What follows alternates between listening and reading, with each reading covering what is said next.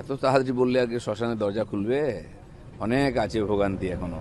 আপনারা যা করেছেন, আমি চ্যালেঞ্জ করছি মদন মিত্রকে। এখন একটা হোটেল দখল করেছে ওনার এক চেলা, তারা আমার কাছে এসছে, আমি সেখানেও পুলিশ কারবাই করাবো। উনি গিয়ে কোথাও মাল খান বলে সে হোটেলটা ছাড়ছে না লিজ বাদ দিয়ে, এরকম বহু ঘটনা আছে। এখন তো আমরা কমপ্লেন করিনি, পুলিশ যেটুকু করছে। এই ধরনের ঘটনা হাজার হাজার আছে, এক একটা নেতার পিছনে ঘটনা আছে, আর সব বার করবো আমরা, কাউকে ছাড়া হবে না। এখনো পর্যন্ত এডিএম ডিএম এরা কেউ জানতে পারলো না দেখুন, ভূমি রাজস্ব দপ্তরে সবচেয়ে বেশি দুর্নীতি হয়েছে। আপনি বিএলআরও থেকে আরম্ভ করে যত অফিস আছে যেখানে জমি রেজিস্ট্রি হয়, এক একটা জমি দুবার তিনবার করে রেজিস্ট্রি হয়েছে, সবার কাছ থেকে পয়সা নেওয়া হয়েছে। মমতা ব্যানার্জি কি ভগবানের আরাধনা করছিলেন দেখতে পাননি?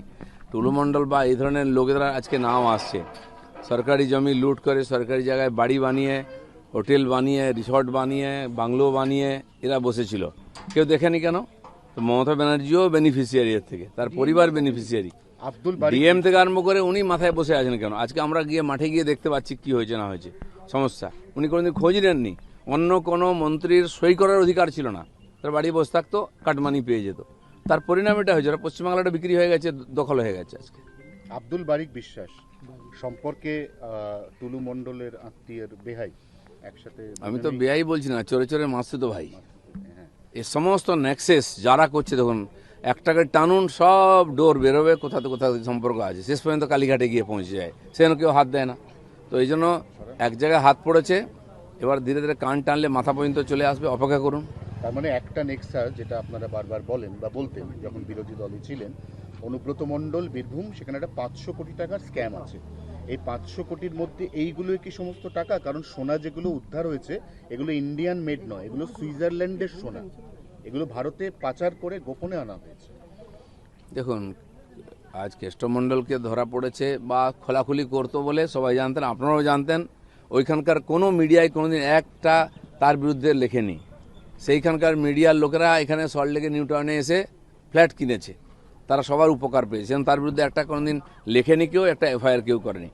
শুধু কেষ্টমণ্ডল নেই, আজকে ছোটো ছোটো বড় বড় কেষ্টমণ্ডল সমস্ত জেলাতে আছে, তৈরি করা হয়েছে। ওরা হোলসেলার, হ্যান্ডলার, ওখান থেকে টাকা পয়সা তুলে কালীঘাটে পাঠাতো। তো এখন সেই পুলিশরাও জানতো, এখন সরকার পাল্টেছে তো শুরু হয়েছে ধরপাকড়, এক একটা ইনকোয়ারি হচ্ছে। একদিন সিবিআই পর্যন্ত পৌঁছতে পারেনি, সোর্স পায়নি, এবার এই পুলিশই সমস্ত খুঁড়ে বার করছে। মদন মিত্র বলেছেন আমি কোনো দিকেই যাব না, আমি এবার শ্মশানের দিকে যাব। দেখুন তাৎপর্যপূর্ণ মনে হচ্ছে আপনার। এত তাড়াতাড়ি বললে আগে শ্মশানের দরজা খুলবে? অনেক আছে ভোগান্তি এখনো।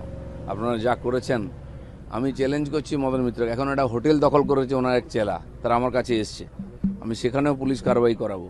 উনি গিয়ে কোথাও মাল খান বলে সে হোটেলটা ছাড়ছে না লিজ বাদ দিয়ে, এরকম বহু ঘটনা আছে। এখন তো আমরা কমপ্লেন করিনি, পুলিশ যেটুকু করছে।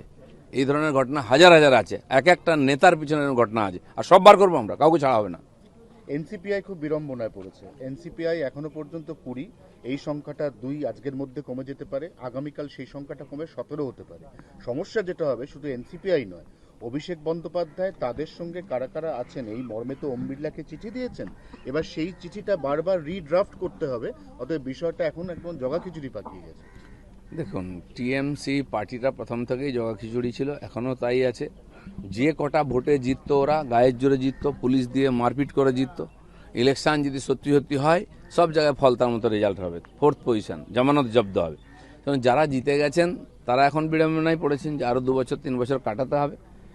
আর ওরা কিছু করুন বা না করুন কিছু যায় আসে না, কেন্দ্র সরকারের কিছু যায় আসে না, রাজ্য সরকারের কিছু যায় আসে না। আমরা মানুষের ম্যান্ডেট নিয়ে মানুষের কাজে লেগে পড়েছি। ঋতব্রতরা আরও বিপাকে। বর্ধমানের স্বামী স্ত্রী তারা সক্রিয় তৃণমূল কর্মী, তারা জেলা শাসককে চিঠি দিয়ে বলেছেন আমাদের 2টো ভোট, আমাদের যিনি জেতা বিধায়ক আমরা মমতাদিকে দেখে ভোট দিয়েছি, আমাদের থেকে ভোট পেয়ে ওরা ওই দলে ভিড়েছে, ওদের ভোটগুলো আমরা ফেরত চাই। কি গ্যারান্টি আছে ওরা ওকেই ভোট দিয়েছে? আমি যদি বলি ওনারা বিজেপিকে ভোট দিয়েছেন, কোনো প্রমাণ আছে?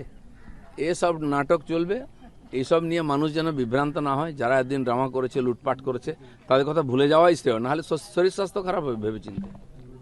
19 বছরের অপেক্ষা, এই অপেক্ষা কাটিয়ে আজকে অবসান এবং তারপরে ফেরা। তাসলিমা নাসরিন ফিরছে, কি বলবেন? না, তসলিমা নাসরিন ফিরতে পারেন, আসতে পারেন, সরকার যদি মনে করে তাকে পারমিশন দিতে পারে। তার বাংলাদেশ থেকে বিতাড়িত হয়ে উনি পশ্চিমবাংলায় ছিলেন। যারা বাংলা করেন, উপার বাংলা থেকে টেররিস্ট থেকে আরম্ভ করে সেলিব্রিটি, অনুপ্রবেশকারী নিয়ে আসেন, তারা তসলিমা নসরিনকে কোনোদিন জায়গা দেননি। আজ বর্তমান সরকার পাল্টেছে, আমরা গণতন্ত্রে বিশ্বাস করি। আইন অনুযায়ী যদি ওখান থেকে পলায়ন করে নেতারা এখানে থাকতে পারে এসে, তো উনি কেন আসতে পারবেন না? সরকার মনে করে পারমিশন দিক, আসুন, তার বক্তব্যও লোকে শুনবে। উনি মনে করছেন যে বাংলায় পালা বদলের পরে নতুন সূর্যোদয় হয়েছে, রাস্তায় কলকাতার রাস্তার মোড়ে মোড়ে ওনার ছবি, উনি খুব খুশি ব্যক্তিগতভাবে। আপনাদের সরকার যাবেন অনুষ্ঠানে? ওনার ছবি কে লাগিয়েছে আমি জানি না। কেউ যদি ওনাকে একজন উনি বিখ্যাত ব্যক্তি, তাকে ডেকে কোনো প্রোগ্রাম করায়, সারা দুনিয়ার বিচ্ছিন্নতাবাদীরা, কাশ্মীরের টেররিস্টরা এসে বাংলায় প্রোগ্রাম করতে পারে, তো উনি কেন আসবেন না? উনি তো আনওয়ান্টেড নয় এখানে। উনিও বাঙালি, বাঙালি সাহিত্য রচনা করেছেন, তার মত আলাদা হতে পারে।